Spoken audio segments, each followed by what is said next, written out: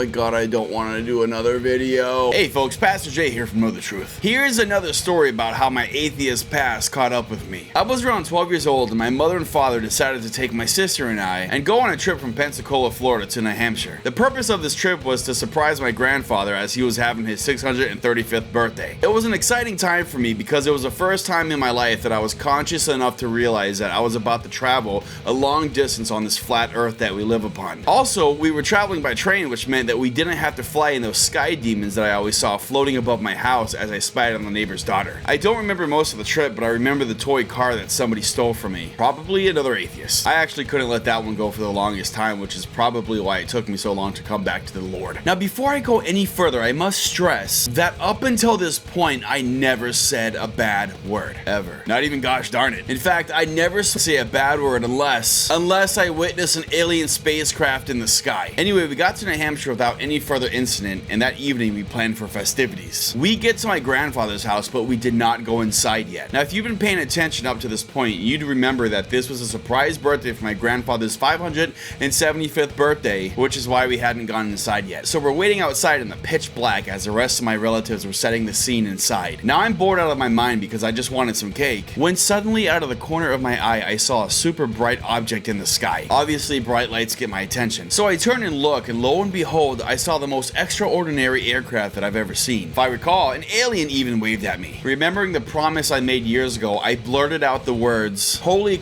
on a motherfucking crotch rocket, that thing is huge." A moment of silence followed. Then time stood still for what seemed like hours, until my father ran over and slapped me right in the face. Now, just to be clear, my real father is a saint and has never harmed me. In fact, it's safe to say that with the language I use, I probably deserved that slap. But at the time, I was flabbergasted. "What did you do that for?" I exclaimed. My dad responded with, "We don't curse." I replied, "But I saw a UFO." The moment I said that, I realized that I messed up. Not because of what my dad ultimately pointed out to me, but because my mother and sister both started snickering at me. They always snicker when I do something stupid. Anyway, my dad looked at the sky, looked back at me, then back at the sky, then back at me, then he paused before shouting, "That's the moon."